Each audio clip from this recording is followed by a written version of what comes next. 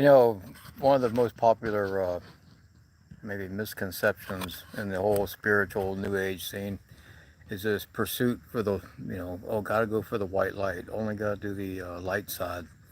You can't have any negative thoughts. You can't be judgmental. You can't do any of this stuff.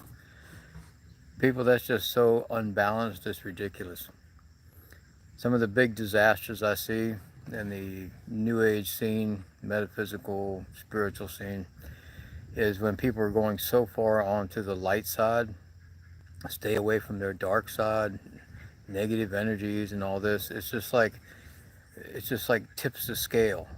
And these are the people that just have these big nervous breakdowns. They just go totally cuckoo, and then they're going to blame it on some spiritual phenomenon, demons, whatever else. It's about being balanced, you know. And we also have to remember that when someone makes a comment about it's negative, it's a judgment call. Well, that's a perception according to them, their social and personal programming, wherever they got that, and it's so popular too that people will be trying to escape what they feel is this dark side and speak so harshly against it, yet this is something that's so strong within themselves. It's really part of who they are. We look into the animal kingdom and we see these animals just acting ferociously, or these severe predators. We have animals that kill just for the sport of it. Cats are a good example of that. Is that cat bad? Are these things, when they're going around killing all these animals and then just eating them, at their own leisure, is that bad? No, that's who they are. We just say, oh, well, that's how it is. Well, unfortunately, people were the same way. You know, Actually, that was part of a belief system in programming. Unfortunately, according to whom, right? Now we're going to make judgment calls about this, right? Now this is totally normal. If you have a person in your neighborhood that's a reputed, convicted, been locked up pedophile, rapist, you may make a judgment call, and say, no, I don't want my child around that. I don't want me to be around that. I don't want that in the neighborhood. Because you can keep going with all this peace, love, white light until that person does something again. I've done counseling work with people that were locked up for a long time, and when they got out, they saw no reason to change. They're doing it in. They know they're going to get locked up again, but that's who they are. And they want us to be okay with that. A lot of liberals want us to be okay with these people and just make excuses for it. Well, I'll make the judgment call and say, I don't want that person around, you know, my grandkids, or people I care about.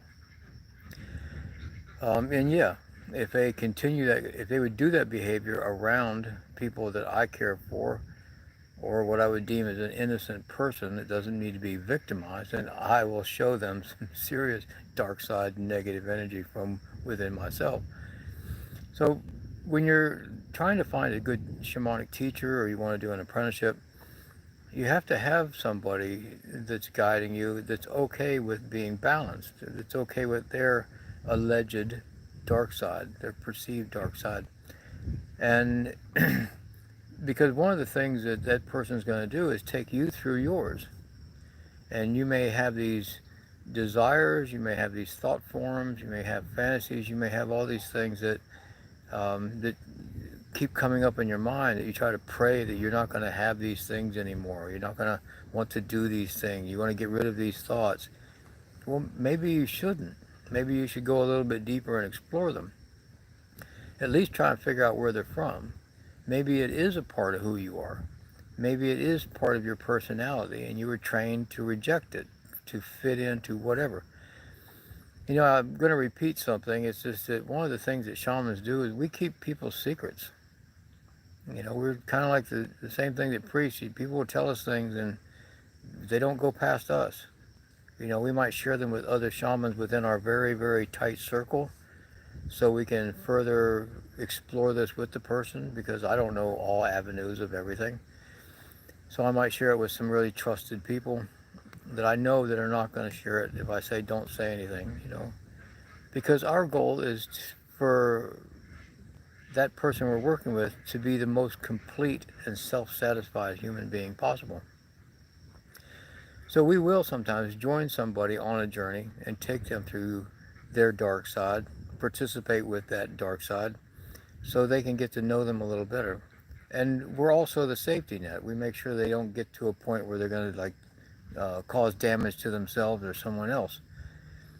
And arguably, people could say, well, is that full exploration? And maybe they need to do that to experience that side. That's a possibility. But I'm not going to be in that position, to be liable for their well being at that time. I don't feel that I'm connected enough to the source to know what their highest good is, to just blindly go along with whatever happens. And that's my judgment call. Okay? Um, we have to look at something too. That book, 50 Shades of Grey, that was one of the most enlightening things to the shamanic community. Of the fact that it was such a huge seller. It was mostly women that bought the book. I think like almost 90% of the people who bought it were female. And then a movie, and so on. And the SubDom Underworld subculture boomed off that with good effects, but mostly largely bad effects. And I'm still working with some people from that scene, mainly because the leaders of that weren't qualified to take people through that. I have taken people through that scene. I've helped people explore that side of themselves from the dominant and submissive side, and both sometimes with the same person, a more complete journey. But it did show that this is something that is deep within women. There's a strange thing about this phenomenon too, that if this was uh, the main character, the man, let's say that he was a totally broke guy, construction worker at a trailer park, that would have had a whole different theme and approval rating through the mainstream. So we look at it, it was power, it was wealth, and then of course the dominating factor of him on her. So, but this is something we really have to look at, is why was that so prevalent? Why was that such a fantasy? Why, there's just so many whys with it. And by all intents and purposes, we would have to say this was a story about a woman going through what we perceive socially as the dark side. So this is something that shamans do. If you're looking for someone to take you through that kind of a dark side, you really owe it to yourself, for the safety of your mentality and physical well-being, is to ask them what makes them qualified to do that. Were they trained to do it? Ask them about their most difficult cases. Ask them about um, their personal experiences in it, on which side. Because the truth of it is, you really have to have lots of experience in that. My personal experience was in training as a kid, young apprentice. We would do these war games, part of our warrior training, and if you got captured, you were going to be submissive. Okay, and sometimes you were the dominant, you were the captor. And it was very extreme training. I furthered that work and mentality when I was in the Marine Corps, and then I got out in 1978, and I've continued of it, sporadically. When I say sporadically, maybe just a couple of times a year over the last, 40 years. So I have a lot of experience with it in different venues. So yes, you're looking for someone to take you through that. I would recommend it at least 45 years old or older, with lots of practical application with that. A bunch of young people getting together playing Dom and Sub is just a disaster waiting to happen.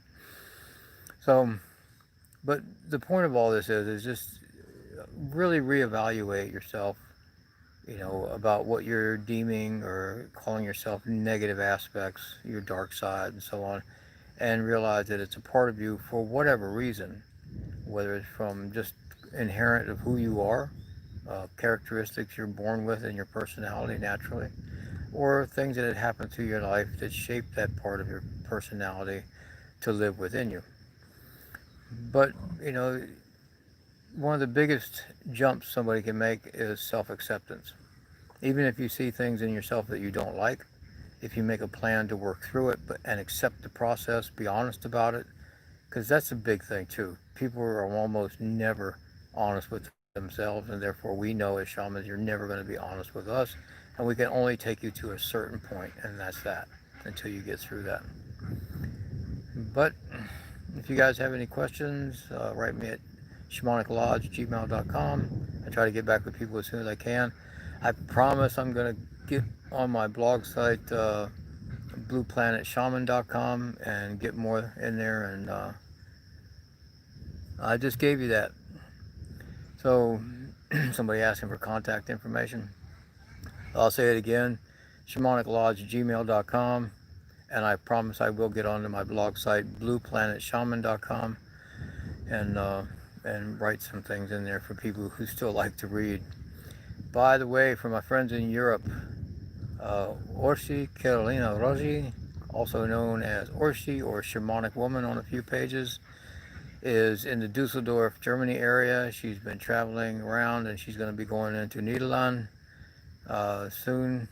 I think this week might be going over there. And she's right now living with Ellie Glesvalle, one of our shamanic apprentices. Both of these women, are into the healing arts. By the way, I had some digestive problems going on for the last year plus, and I've been trying all kinds of things with diet, energy work, all kinds, and it was just disruptive. And but anyways, or she got together an altar for me, and with some of her work with Lisa or Ellie, I think it was Friday I went through a big release, and then Saturday, Sunday, and here we are Monday. Man, my insides haven't felt so good in, like I said, a year plus. And this is an awesome example of long distance healing. Here's your light side work. So yeah, they're in Germany, and here I am in Texas, Central Texas, United States. So it's not so much the distance, it's just the efficiency, the power of the person, the practitioner, or she's a full ranking shaman. But if you guys have long, and she's worked with me on people before, back, I think 4 years ago was the first time she worked with me on a healing with someone. So she's very competent, and so's Ellie. So give them a call and tell them your issues, and it's well worth the price that they're going to go ahead and give you, and they do it per case. It's not like a set rate. That's about all I got. I'll catch you guys later.